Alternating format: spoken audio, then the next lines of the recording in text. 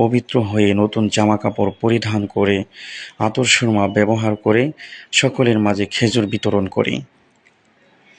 অতঃপর আমরা সকলেই মিলে ঈদ উল ফিতরের নামাজের জন্য মসজিদে উপস্থিত হই। তো আজকে ঈদ উল ফিতরের আলোচ্য বিষয় ছিল মুসলিম ভ্রাতৃত্ব।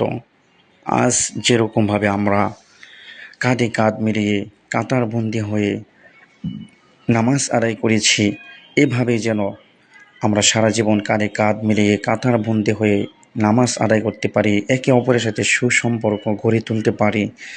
এখানে আজকে যেমন আমরা কাঁধে কাঁধ মিলিয়ে নামাজ পড়েছি, এর মধ্যে কোনো ভেদাভেদ নেই, কে গরিব, কে ধনী, কে সাদা, কে কালো, কে শিক্ষিত, কে অশিক্ষিত, এসবের যেন কোনো ভেদাভেদ নেই।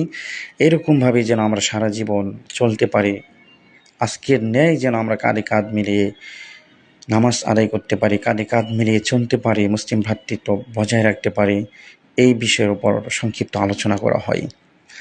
অতঃপর দেশবাসীর জন্য দোয়া করা হয়। দোয়া শেষে আমরা সকলেই একে অপরের সাথে সালাম, মুসাফা এবং কোলাকুলি করি, তাদের সাথে কুশল বিনিময় করি, তাদের সাথে ঈদের আনন্দগুলো ভাগাভাগি করে নেই, আমাদের বন্ধুদের সাথে সুন্দরভাবে ঈদের আনন্দ ভাগাভাগি করে নেই। অতঃপর সকল বন্ধুদের জন্য 2 প্রকার সেমাইয়ের আয়োজন করা হয়।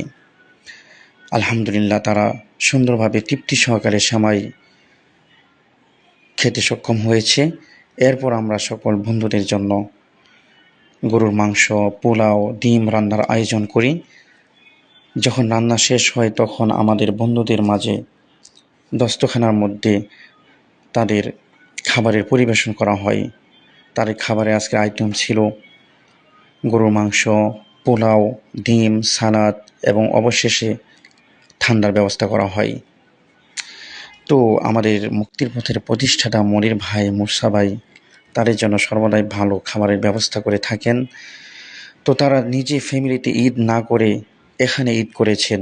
তারা এই কথা সর্বদাই ভাবেন যে আমার যেমন ফ্যামিলিতে বাচ্চা আছে, সন্তান আছে, আর এখানে যারা আছে এরাও আমাদের সন্তান, এরাও আমাদের সন্তানের মতোই।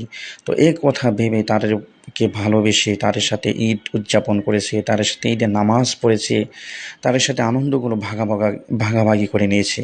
তো এইভাবেই যেন আমরা সকলেই কাঁধে কাঁধ মিলিয়ে চলতে পারি, একে অপরের সাথে ভালোবাসা বজায় রাখতে পারি। আপনারা সকলে মুক্তির পথের জন্য দোয়া করবেন, মুক্তির পথের সাথে থাকবেন।